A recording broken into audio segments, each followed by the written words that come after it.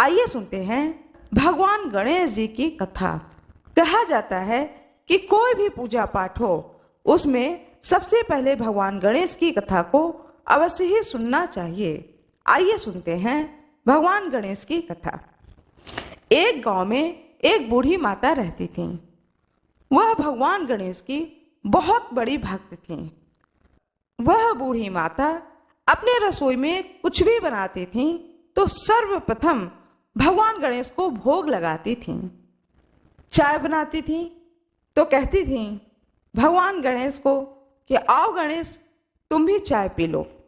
ऐसा अर्पण करके फिर वह उस चाय को पीती थी। ऐसा करते करते बहुत साल बीत गए। उन्हें नहीं पता चला कि उन्होंने कितने वर्षों तक भगवान गणेश को याद कर करके किन किन वस्तुओं का भोग लगाया है। उनके इस भक्ति भाव को देखकर भगवान गणेश बहुत ही प्रसन्न हो जाते हैं और सोचते हैं कि मैं इस बूढ़ी माता को इसके इसी जीवन में एक बार दर्शन दे देता हूँ जिससे कि इसकी तपस्या वह सफल हो जाए। ऐसा विचार करके भगवान गणेश एक बहुत ही छोटे बालक के रूप में उस बूढ़ी माता के पास आते हैं। सवेरे का समय होता है। बूढ़ी माता दूध उबाल रही होती हैं। गणेश जी कहते हैं कि माता जी आप मेरे लिए थोड़ा सा खीर बना देंगी। बूढ़ी माता कहती हैं कि क्या तुम्हारे घर में कोई नहीं है? तुम तो मुझे गांव में नए दिखते हो, किस घर में आए हो बहुआ? तो भगवान गणेश कहते हैं मेरे माता पिता बहुत दूर गए हैं, मैं इस गांव में आया हुआ हूँ, क्या आप मेरे लिए खीर बना देंगी? बूढ़ी माता सोचती हैं कि हाँ इतना छोटा बच्चा है, मैं इसके लिए खीर बना देती हूँ। कहती है कि ठीक है बहुआ, मैं तुम्हारे लिए खीर बना देती हूँ। तो वह बालक कहता है ये लो। एक मुट्ठी चावल देते हैं भगवान गणेश और कहते हैं कि यह चावल है, इस चावल का तुम खीर बना दो।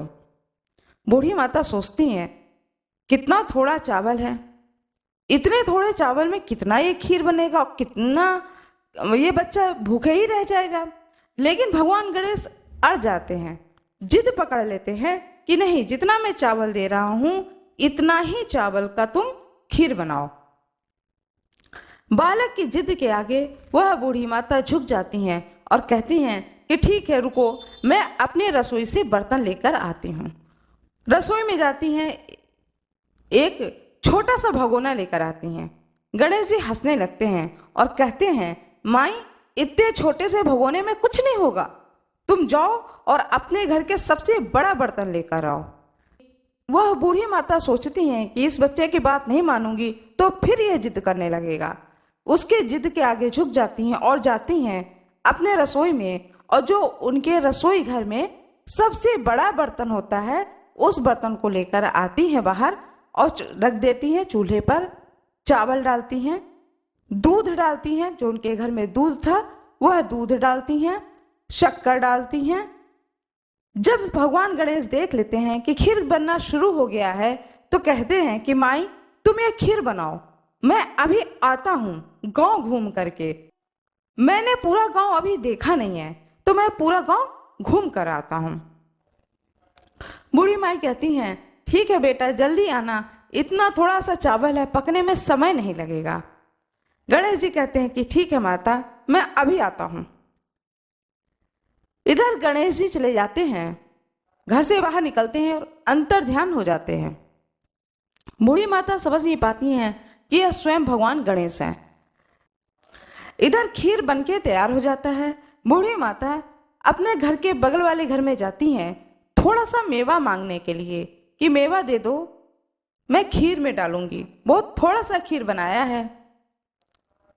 पड़ोसन जो है वह मेवा दे देती हैं, लाती हैं, मेवा डाल देती हैं। इसके बाद में खीर उबलने लगता है, खीर बिल्कुल तैयार होता है। धीरे से देखती है बूढ़ी माता कि खीर भगोने में तो बहुत थोड़ा सा डाला था, थोड़ा चावल, थोड़ा दूध, थोड़ा शक्कर, लेकिन पूरा भगोना भर गया है खीर से। और जो खीर में जो दूध पड़ा हुआ है वह उबल उबल करके नीचे जमीन में गिर रहा है।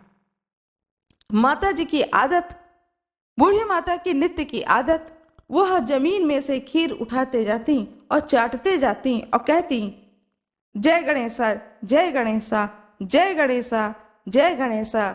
ऐसा कहते हुए 4-5 बार वह खीर जो जमीन में गिर जाती है उसे उठा के चाट लेती हैं और बर्तन को ढक करके, फिर भगोने को ढक करके रख देती हैं चूल्हे पर से उतार करके, कि चूल्हे पे चढ़ा रहेगा तो ऐसे ही दूध उबल उबल के नीचे गिरता रहेगा। जब खीर तैयार हो जाता है, उतार करके किनारे रख देते हैं, तो घर के बच्चे सब दौड़ के आते हैं कि दादी दादी यह खीर हमें भी दो। तो वो कहती है कि यह खीर तो तुम्हारा है नहीं, एक छोटा सा बच्चा आया था, उसने मुझे चावल दिया, शक्कर दिया और मुझसे कहा कि तुम खीर बना दो, तो यह खीर उस बच्चे का है, तो मैं इस खीर को तुम लोगों को नहीं दूंगी। बहू कहती है कि माँ जी, आप तो कह रही हैं एक छोटा सा बच्चा था, एक छोटा सा बच्चा इतने बड़े भगोने का सारा खीर कैसे खा लेगा? आप थोड़ा थोड़ा खीर सभी बच्चों को दे दीजिए, हम बड़ों को ना दीजिए। बूढ़ी माता सोचती है कि बहू सही कह रही है, उतना छोटा बालक भर भगोना खीर नहीं खा पाएगा। तो ऐसा करते हैं कि घर के सारे बच्चों को एक एक कटोरी खीर दे देते हैं, बाकी खीर ढक करके रख देते हैं। बूढ़ी माता ने ऐसा ही किया, घर के सभी बच्चों को एक एक कटोरी खीर दे दिया खाने के लिए और बड़ों को मना कर दिया और स्वयं भी नहीं खाई। सुबह से दोपहर हो जाता है, बच्चा लौटकर नहीं आता है। दोपहर से रात हो जाती है, रात का खाना पीना हो जाता है, चौका साफ हो जाता है, वह खीर साइड में किनारे रखा होता है और बूढ़ी माता इंतजार कर रही होती हैं कि वह बालक शायद रात में आ जाए और मुझसे खीर मांग ले। उस बालक के चेहरे को याद करते करते बूढ़ी माता सो जाती हैं रात में। तो उनके स्वप्न में गणेश जी आते हैं और कहते हैं कि बूढ़ी माता, तुम किसका इंतजार कर रही हो? उस बालक को स्वप्न में देख करके बूढ़ी माता कहती हैं कि अरे बेटा, तुम आ गए, तुमने जो खीर कहा था वह तुम्हारी खीर मैंने बना करके रख दी, सुबह से मैं तुम्हारा इंतजार कर रही हूँ, तुम कहाँ चले गए? बोले मैंने तो कब का खा लिया। बोले कब खा लिया? बोले जब खीर उबल करके गिर रहा था तो तुम बार बार खीर को जमीन से उठा के चाट रही थी और कह रही थी जय गणेशा, जय गणेशा। तो उसी वक्त मैंने उस खीर का भोग लग गया और मैंने उस खीर का पान कर लिया। तब बूढ़ी माता को समझ में आता है कि स्वयं साक्षात भगवान गणेश मेरे घर में आए थे। वह रोने लगती हैं सपने में ही और कहती हैं कि तुम इतने जल्दी आए, एक छोटे बालक के रूप में आए, मैं जी भर के तुम्हें देख भी ना पाई। इस तरीके से मेरे जीवन में तुम आओ, दर्शन दो, तुम्हारे दर्शन को पाऊं, आशीर्वाद को पाऊं और मेरे घर का जो भी दरिद्रता है उस दरिद्रता को तुम दूर करो। भगवान गणेश कहते हैं कि जो खीर तुमने बनाया है, इस खीर को रात में ही, अभी बहुत रात नहीं हुई है, इसी समय अपने घर के सारे परिवार के सदस्यों को खिलाओ, अड़ोस पड़ोस में सबको खिलाओ, फिर भी तुम्हारा वह बर्तन खाली नहीं होगा। दूसरे दिन भी तुम्हें तुम्हारे बर्तन में उतना ही खीर मिलेगा और इसे तुम सबको परसो, पूरे गांव के लोगों को खिलाओ, फिर मैं आऊँगा, तुम्हें दर्शन दूंगा और तब तुम मुझे पहचान जाओगी। 2 दिन के बाद भगवान गणेश आते हैं उसी बालक के रूप में और बूढ़ी माता के पास उसी समय आते हैं, प्रातः काल के समय ही आते हैं।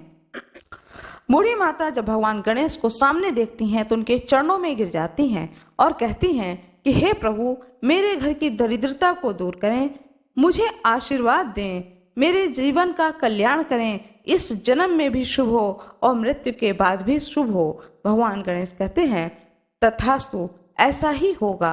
अब तुम जिस घर में इस वक्त हो, इस घर में कभी भी किसी भी बात की कमी नहीं होगी। तुम्हारे बच्चे जो भी कार्य कर रहे हैं उस हर कार्य में उन्हें सफलता प्राप्त होगी और मृत्यु के बाद जब तुम्हारा अगला जन्म होगा तो तुम जो भी अपना जीवन जियोगी वह बहुत ही सुख और भक्ति पूर्वक जियोगी। ऐसा आशीर्वाद दे करके भगवान गणेश अंतर्ध्यान हो जाते हैं। जिस प्रकार से भगवान गणेश ने उस बूढ़ी माता पर कृपा करी, इस कथा को सुनने वाले पर और सुनाने वाले पर कृपा करें। भगवान श्री गणेश की जय हो। आशा करती हूँ कि आप लोगों को यह कथा बहुत ही अच्छी लगी होगी। भगवान श्री कृष्ण की जय हो। भगवान श्री हरि विष्णु की जय हो। माता लक्ष्मी की जय हो। आशा करती हूँ कि आप लोगों को यह जानकारी अच्छी लगी होगी।